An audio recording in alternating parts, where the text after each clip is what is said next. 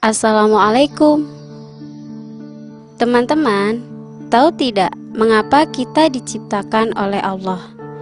Tujuan Allah menciptakan makhluknya adalah untuk beribadah kepadanya.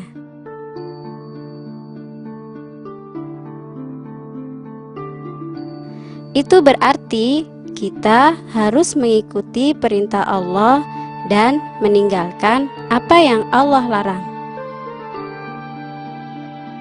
Nah, karena manusia itu sering lupa dan sering berbuat salah, Allah lantas mengutus manusia pilihan untuk mengingatkan kita.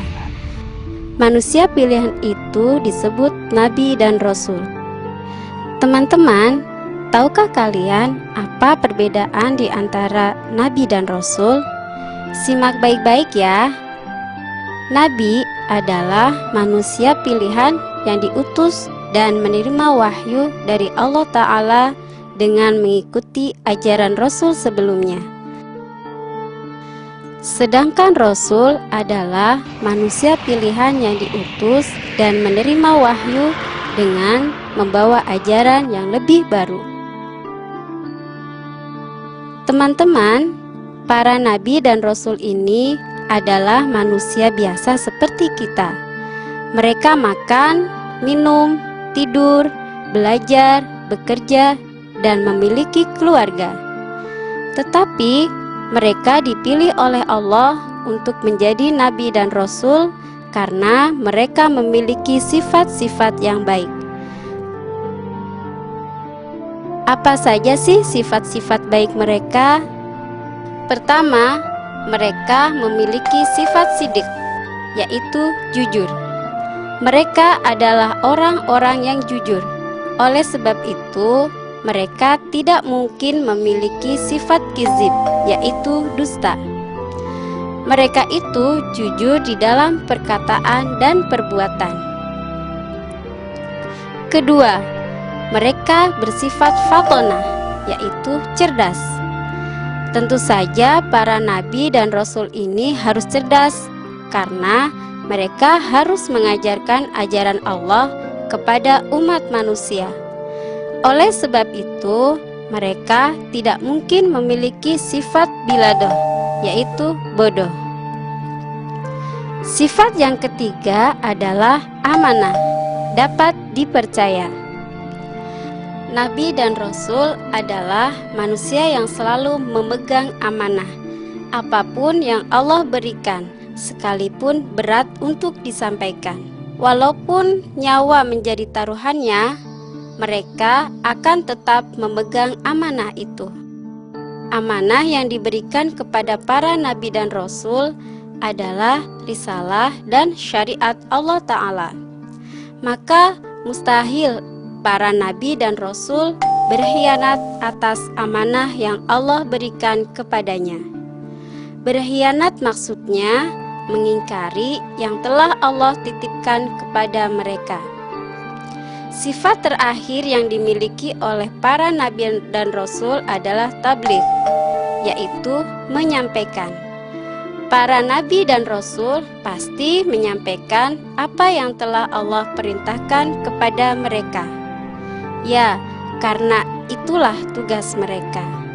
Oleh sebab itu, mustahil jika mereka memiliki sifat kitman, yaitu menyembunyikan. Teman-teman, Allah telah mengutus ratusan nabi dan rasul ke dunia ini. Sejak manusia pertama kali diciptakan sampai rasul terakhir diutus. Jumlah mereka ternyata banyak ya. Tetapi kita cukup mengenal 25 nabi dan rasul saja. Teman-teman mau mengenal 25 nabi dan rasul ini ya? Yuk kita dengar kisah-kisah mereka. Tapi kalau mau tahu kisah 25 nabi dan rasul yang lengkap, baca bukunya ya. Di sini aku cuma menceritakan kisah Nabi Adam, Nabi Idris, Nabi Nuh, Nabi Hud, Nabi Yunus, Nabi Isa, dan Nabi Muhammad Sallallahu Alaihi Wasallam.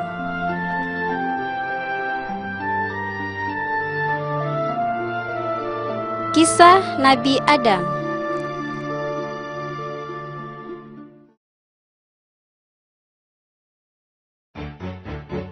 Teman-teman, Nabi Adam adalah nabi pertama yang Allah utus.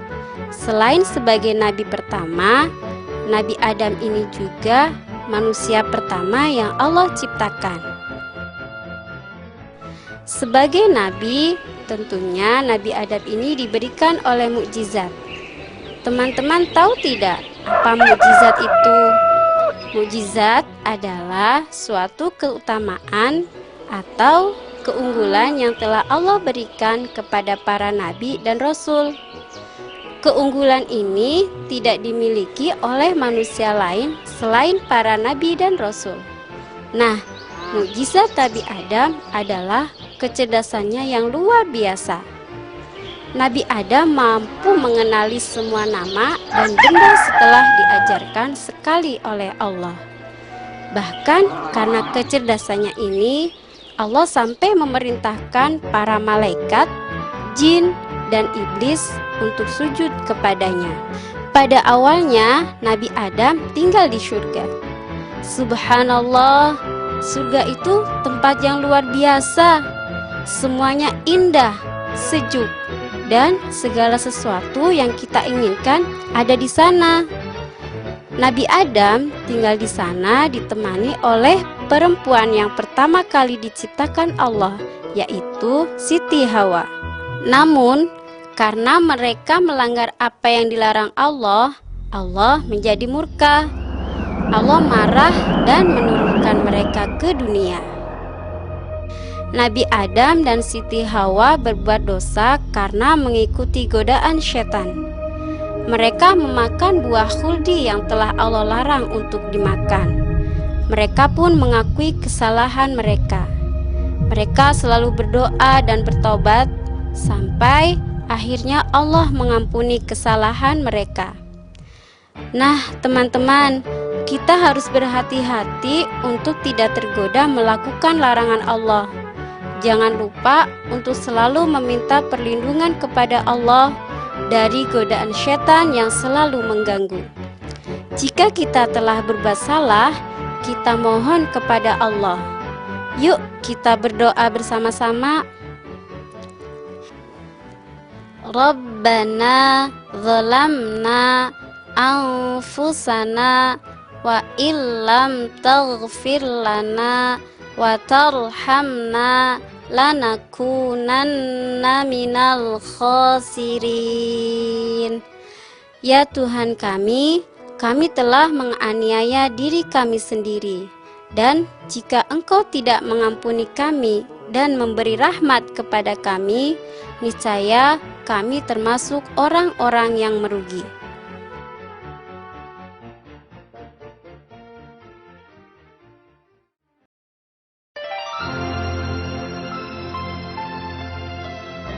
Kisah Nabi Idris.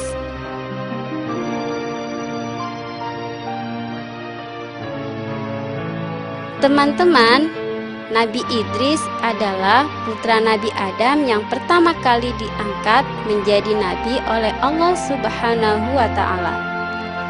Nabi Idris diberikan kepandaian yang luar biasa. Beliau pandai menjahit, ilmu alam, menulis, berhitung, dan lain sebagainya. Selain itu, Nabi Idris juga nabi yang penyabar, sehingga beliau tidak pernah menyerah menghadapi tantangan seberat apapun dalam berdakwah, juga tidak mudah putus asa. Nabi Idris memiliki beberapa mukjizat, yaitu: pertama, beliau hebat dalam menunggang kuda. Pada waktu itu, sedikit orang yang dapat menunggang kuda. Kedua, beliau dapat menulis. Padahal pada waktu itu tidak ada umatnya yang dapat menulis. Ketiga, beliau dapat menjahit pakaian. Pada waktu itu belum ada yang mampu menjahit pakaian. Nabi Idris juga mendapat gelar Asadul Usud, yang berarti singa, karena karena beliau tidak pernah berputus asa dalam menjalankan tugasnya sebagai seorang nabi. Beliau tidak pernah takut menghadapi umatnya yang kafir. Meskipun begitu, beliau tidak pernah sombong. Beliau juga sangat pemaaf terhadap umatnya yang menentang. Wah, teman-teman pasti mau kan sepandai Nabi Idris? Teman-teman pasti bisa kalau teman-teman rajin belajar, juga tidak lupa berdoa, memohon kepada Allah Ta'ala. Yuk kita baca doa belajar. Allahumma anfa'ni bima 'allamtani wa 'allimni ma yanfa'uni wa zidni ilma. Ya Allah, berilah kemanfaatan pada ilmu yang telah Engkau ajarkan kepadaku, dan ajarkanlah kepadaku ilmu yang dapat memberi manfaat kepadaku.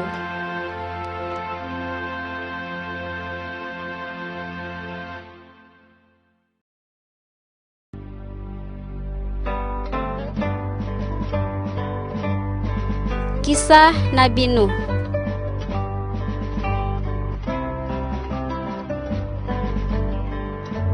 Teman-teman, Nabi Nuh adalah nabi keempat sesudah Nabi Adam, Nabi Syed, dan Nabi Idris. Beliau juga keturunan ke-9 dari Nabi Adam. Ayahnya adalah Lamik bin Metushalih bin Idris. Nabi Nuh menerima wahyu kenabian dari Allah ketika masa fatrah, yaitu waktu kosong di antara dua rasul. Pada saat itu, para manusia mulai melupakan ajaran agama yang dibawa oleh Nabi yang meninggalkan mereka dan kembali bersyirik meninggalkan amal kebajikan. Mereka melakukan kemungkaran dan kemaksiatan di bawah pimpinan iblis. Walaupun Nabi Nuh telah berusaha sekuat tenaganya berdakwah, tetap hanya sedikit sekali dari kaumnya yang dapat menerima dakwahnya dan mengikuti ajakannya. Mereka mengingkari dakwahnya dan sama sekali tidak merelakan melepas agamanya dan kepercayaan mereka terhadap berhala-berhala mereka. Bahkan mereka berusaha hendak melumpuhkan dan menggagalkan usaha dakwah Nabi Nuh. Nabi Nuh berdakwah selama 950 tahun menyampaikan risalah Allah, mengajak mereka meninggalkan penyembahan berhala dan kembali menyembah dan beribadah kepada Allah. Namun kaumnya tidak juga mau beriman. Nabi Nuh selalu berdoa agar kaumnya mau beriman. Beliau memohon kepada Allah agar kaumnya menjadi sadar. Namun bertahun-tahun sampai ratusan tahun telah berlalu, kaumnya tetap membangkang. Nabi Nuh pun diperintahkan Allah untuk membuat kapal dan mengajak kaumnya yang beriman untuk ikut serta bersamanya. Setelah kapal itu jadi dan umat Nabi Nuh yang beriman beserta beberapa pasang binatang naik ke kapal, terjadilah bencana. Allah murka terhadap kaum Nabi Nuh yang durhaka. Mereka ditenggelamkan dalam badai dan banjir besar. Semua hancur dan tidak bersisa, kecuali hamba-hambanya yang beriman. Teman-teman, sudah dengar cerita Nabi Nuh yang luar biasa sabar kan? Bayangkan, hampir 1000 tahun berdakwah dan selalu ditentang umatnya, Nabi Nuh tetap gigih berdakwah. Nah, kita contoh ya kegigihan beliau ini. Misalnya, kita tidak mudah menyerah ketika kita mengalami kegagalan. Dalam kegagalan itu, Allah pasti selalu menolong kita. Teman-teman, berikut ini adalah doa Nabi Nuh kepada Allah. Yuk, kita baca bersama-sama. Rabbi inni a'udzubika an as'alaka ma laysa li bihi ilmun wa illa taghfirli wa tarhamni akum minal khasirin. Ya Tuhanku, sesungguhnya aku berlindung kepadamu dari memohon kepadamu sesuatu yang aku tidak ketahui. Jika engkau tidak memberi ampun kepadaku dan tidak menaruh belas kasihan kepadaku, niscaya aku akan termasuk orang-orang yang merugi.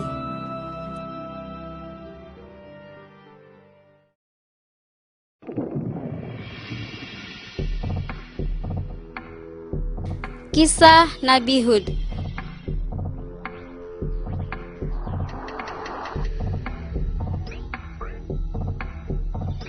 Teman-teman, masih ingat kisah Nabi Nuh yang menaiki kapal bersama umatnya yang beriman?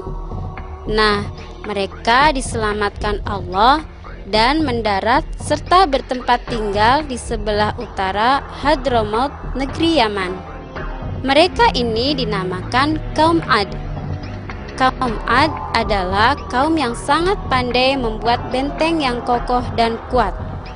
Namun, setelah ditinggal wafat oleh Nabi Nuh, mereka mulai durhaka dan tidak lagi menyembah Allah. Mereka membuat patung berhala para nenek moyang mereka yang selamat dari bencana besar pada masa Nabi Nuh. Kemudian patung-patung itu mereka puja dan sembah. Oleh sebab itu, Allah mengutus seorang nabi kepada mereka. Nabi itu adalah Nabi Hud. Nabi Hud adalah keturunan Sam bin Nuh. Itu berarti Nabi Hud adalah cucu Nabi Nuh. Beliau diutus kepada kaum Ad untuk meluruskan agama mereka. Nabi Hud mulai berdakwah kepada mereka. Beliau tidak pernah menyerah untuk mengingatkan kaumnya agar kembali menyembah Allah Ta'ala. Tetapi ternyata kaum Ad sudah tidak bisa diberi peringatan. Mereka bukan hanya membantah, tapi juga menentang Nabi Hud. Apalagi mereka merasa lebih pintar, kaya, dan kuat. Karena kesombongan mereka dan kedurhakaan mereka, Allah pun menimpakan bencana kepada mereka. Pertama-tama, Allah menimpakan kekeringan kepada mereka. Ladang, sawah, ternak mereka kering semua. Mereka kekurangan air dan sumber makanan. Pada saat itu, Nabi Hud masih tetap mengajak mereka untuk beriman kepada Allah, sehingga Allah turunkan hujan. Tetapi mereka tetap ingkar. Mereka malah pergi ke berhala-berhala mereka meminta diturunkan hujan. Bencana yang Allah turunkan belum berhenti. Pada saat itu, awan mulai menghitam. Kaum Ad menyangka bahwa itu pertanda akan turun hujan. Tetapi ternyata bukan hujan yang turun untuk mengairi sawah dan ladang mereka. Malah angin topan yang kencang yang menghancurkan tempat tinggal dan bangunan megah mereka. Mereka pun binasa, kecuali Nabi Hud dan kaumnya yang beriman. Teman-teman, orang-orang yang sombong itu pasti akan merugi. Buat apa sombong? Bukankah semua kekayaan, kepandaian, dan kekuatan itu semua dari Allah? Tentu teman-teman tidak ada yang sombong ya. Nah, sebagai anak yang soleh-soleha, tentunya kita selalu bersyukur kepada Allah karena diberikan banyak nikmat. Jangan lupa baca doa bersyukur pada pagi dan sore hari ya. Yuk, kita baca doanya. Allahumma bika asbahna wa bika amsayna wa bika nahya wa bika namutu wa ilaikan nusyur. Ya Allah, denganmu kami berada pada waktu pagi, dan karenamu pula kami berada pada waktu sore, dan karenamu kami hidup, dan karenamu pula kami mati, dan hanya kepadamu kami kembali.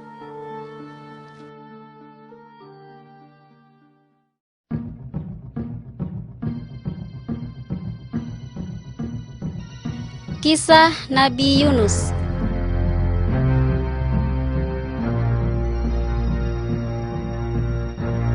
Teman-teman, tahukah kalian siapa nama lengkap Nabi Yunus?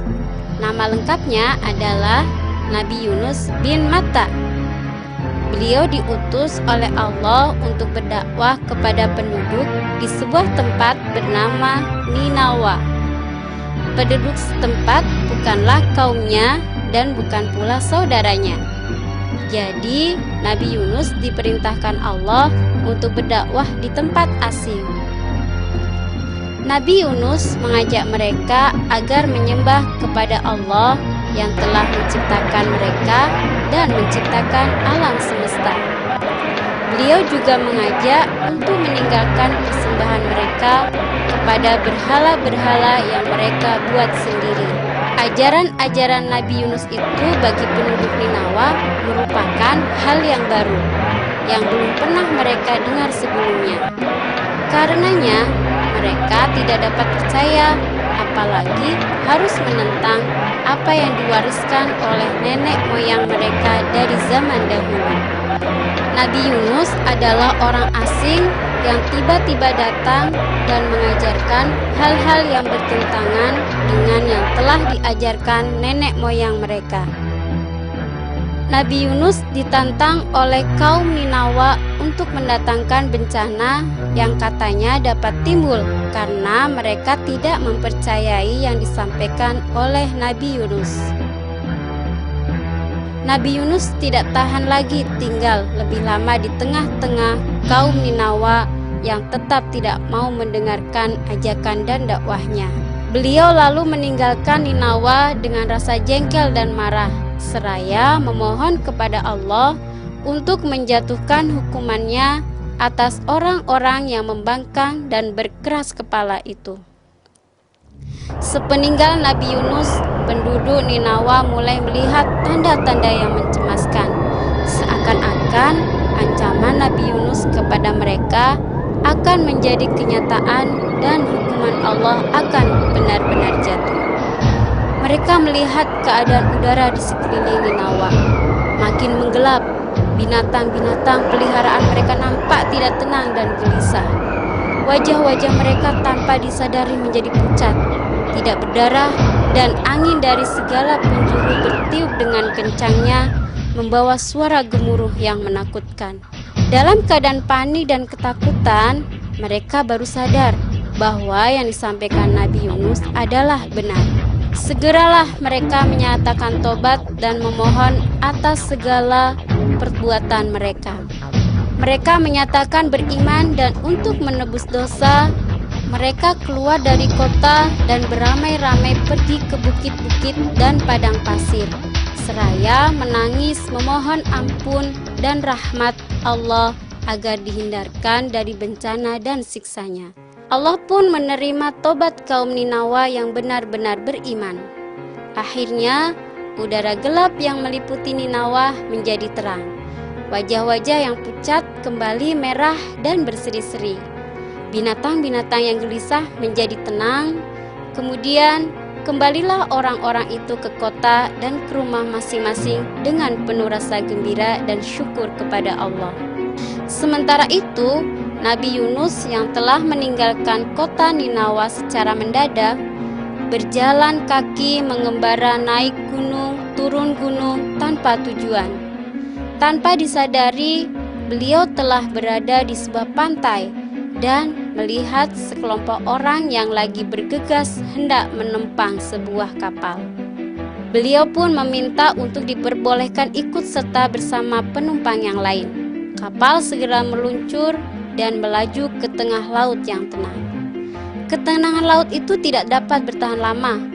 Kapal mulai tergoncang dan terayun oleh gelombang besar yang datang mendadak, diikuti oleh tiupan angin topan yang kencang. Para penumpang dan juru mudi melihat tidak ada jalan untuk menyelamatkan keadaan jika keadaan cuaca tetap mengganas dan tidak mereda, kecuali dengan meringankan beban berat muatan kapal. Itu berarti harus mengorbankan salah seorang dari para penumpang. Undian lalu dilaksanakan dan keluarlah nama Yunus, seorang penumpang yang mereka paling hormati dan cintai. sehingga mereka semua merasa berat untuk melemparkannya ke laut menjadi mangsa ikan. Kemudian diadakanlah undian bagi kali kedua dengan masing-masing penumpang mengharapkan jangan sampai keluar lagi nama Yunus yang mereka sayangi itu. Namun melesetlah harapan mereka dan keluarlah nama Yunus kembali pada undian yang kedua itu. Bahkan sampai undian yang ketiga, undian penentuan yang terakhir pun nama Nabi Yunus yang terpilih. Nabi Yunus sadar bahwa pada saat itu ia telah melakukan dosa dengan meninggalkan kaum Ninawa sebelum memperoleh perkenan Allah. Sehingga mungkin keputusan undian itu adalah sebagai penebusan dosa yang ia lakukan. Kemudian ia beristikharah dan tanpa ragu segera melemparkan dirinya ke laut yang segera diterima oleh lipatan gelombang yang sedang mengamuk dengan dahsyatnya di bawah langit yang gelap gulita. Selagi Nabi Yunus berjuang melawan gelombang yang mengayun-ayunkannya, Allah mewahyukan kepada seekor ikan paus untuk menelannya secara utuh dan menyimpannya di dalam perut sebagai amanat Allah yang harus dikembalikannya utuh, tidak tercedera kelak bila saatnya tiba. Nah, teman-teman, kita memang harus bersabar ketika kita diejek oleh orang lain. Tidak perlu membalas dengan ejekan, tetaplah bersikap baik kepada orang itu dan mintalah kepada Allah agar kita selalu dijaga. Yuk kita berdoa kepada Allah agar kita diberi keselamatan. Allahumma antas salam wa minkas salam tabarakta ya dzal jalali wal ikram. Ya Allah, Engkaulah pemilik keselamatan. Dari Engkaulah keselamatan. Maha suci Engkau ya Tuhan kami, wahai yang memiliki kebesaran dan kemuliaan.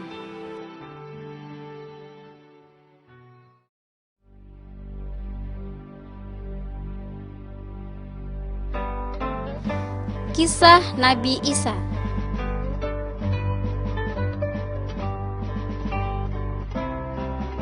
Teman-teman, Nabi Isa adalah anak Siti Maryam. Kelahiran Nabi Isa ini menggemparkan masyarakat pada waktu itu. Mengapa demikian? Karena Nabi Isa lahir ke dunia tanpa ayah. Siti Maryam, ibundanya, adalah perempuan suci yang tidak pernah keluar dari rumahnya. Meski tak pernah menikah dan memiliki suami, Siti Maryam mampu melahirkan anak. Itu semua adalah kuasa Allah, teman-teman. Keanehan dari kelahiran Nabi Isa ini adalah untuk menunjukkan pada Bani Israel sesungguhnya Allah dapat mewujudkan manusia tanpa ayah. Selain itu, Allah menguji manusia apakah dengan kejadian itu bertambah percaya dan beriman atau sebaliknya. Tapi kenyataannya Bani Israel malah mengakui bahwa Nabi Isa adalah anak Allah. Sungguh anggapan yang tidak masuk akal. Padahal Allah adalah Tuhan yang Maha Esa. Dia tidak beranak dan tidak pula diperanakan. Nabi Isa diangkat menjadi nabi ketika ia berusia 30 tahun. Allah menjadikannya nabi dan menurunkan kitab suci kepadanya. Kitab suci itu disebut Injil. Isi ajaran Injil adalah untuk bertauhid, beribadah hanya kepada Allah Ta'ala. Seperti nabi-nabi lainnya, Nabi Isa juga diberi mukjizat oleh Allah sebagai tanda kenabiannya. Mukjizat Nabi Isa adalah berbicara selagi masih bayi, menyembuhkan penyakit, menghidupkan orang yang telah mati, membuat burung dari tanah, dan mendapatkan makanan yang turun dari langit.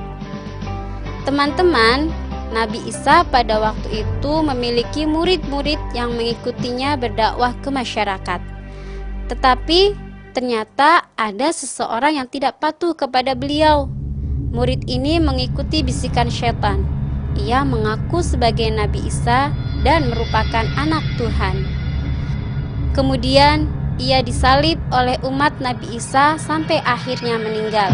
Sementara itu, Nabi Isa yang asli diselamatkan oleh Allah Ta'ala dan diangkat ke langit. Nah, teman-teman, selama kita belajar bersama para ibu dan bapak guru, jadilah murid yang baik, belajar yang tekun, dan patuhilah nasihat ibu dan bapak guru ya. Oh iya, setelah belajar, jangan lupa membaca doa agar ilmu yang kita pelajari bermanfaat dan tidak membuat kita sombong. Yuk kita baca bersama. Allahumma inni astaudi'uka ma'allamtanihi farduduhu ilayya inda hajati ilaihi wala tunsinihi ya rabbal alamin. Ya Allah, sesungguhnya aku menitipkan kepadamu tentang apa yang telah Engkau ajarkan kepadaku. Kembalikanlah ia kepadaku sewaktu aku membutuhkannya, dan janganlah Engkau menjadikan diriku lupa akan ilmu tersebut, wahai Tuhan sekalian alam.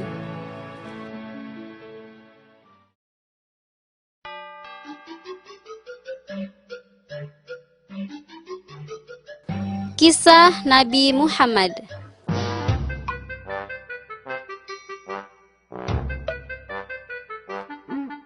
Teman-teman, Nabi Muhammad adalah Nabi dan Rasul Allah yang terakhir. Beliau lahir sekitar tahun Gajah atau tahun 570 Masehi di Mekah dan wafat pada 8 Juni 632 di Madinah, yaitu ketika beliau berumur 63 tahun. Ayahnya bernama Abdullah bin Abdul Muttalib dan ibunya bernama Aminah binti Wahab. Ayahnya telah meninggal dunia ketika beliau berada di dalam kandungan. Dan ketika Nabi Muhammad berusia 6 tahun, ibunya pun meninggal dunia. Nabi Muhammad kecil diasuh oleh kakeknya, Abdul Muttalib. Ketika kakeknya juga meninggal dunia, beliau akhirnya diasuh oleh pamannya, Abu Thalib. Selama diasuh pamannya, beliau ikut berdagang bersamanya, juga bekerja sebagai penggembala kambing. Setelah dewasa, beliau menjadi seorang pemuda yang disenangi banyak orang karena kejujurannya. Nabi Muhammad akhirnya menikah dengan seorang wanita pengusaha yang kagum akan kejujuran dan kerja keras Nabi Muhammad. Nabi Muhammad diangkat menjadi nabi ketika berusia 40 tahun. Beliau menerima wahyu pertama di Gua Hiro ketika menyendiri di sana. Sejak itulah beliau mulai berdakwah kepada umat manusia. Mukjizat Nabi Muhammad yang terbesar adalah Al-Quran, yaitu kitab suci umat Islam. Isinya adalah pedoman hidup manusia sesuai perintah Allah Subhanahu wa Ta'ala. Ya, karena isinya adalah kalimat langsung yang Allah ucapkan. Nah, teman-teman, sebagai umat Nabi Muhammad yang baik, tentunya kita selalu mencontoh sifat baik Nabi Muhammad. Kita juga senang membaca dan mempelajari Al-Quran. Sesudah membaca Al-Quran, jangan lupa membaca doa ini ya. Allahumma arhamni bil Qur'an waj'alhu li imama wa nuran wa hudaw wa rahmah. Allahumma dzakkirni minhu ma nasitu wa 'allimni minhu ma jahiltu warzuqni tilawatahu ana al-laili wa atrafan nahari waj'alhu li hujjatan ya rabbal alamin. Ya Allah, rahmatilah aku dengan berkah Al-Quran. Jadikanlah ia pimpinan bagiku, cahaya, petunjuk, dan rahmat. Ya Allah, Ingatkanlah aku melalui Al-Quran apa yang aku lupa. Ajarkan kepadaku melaluinya apa yang aku tidak tahu. Berilah aku kefahaman dari membacanya pada waktu malam dan siang. Jadikanlah ia bagiku hujjah, wahai Tuhan semesta alam. Demikian kisah 25 para nabi dan rasul, teman-teman. Assalamualaikum.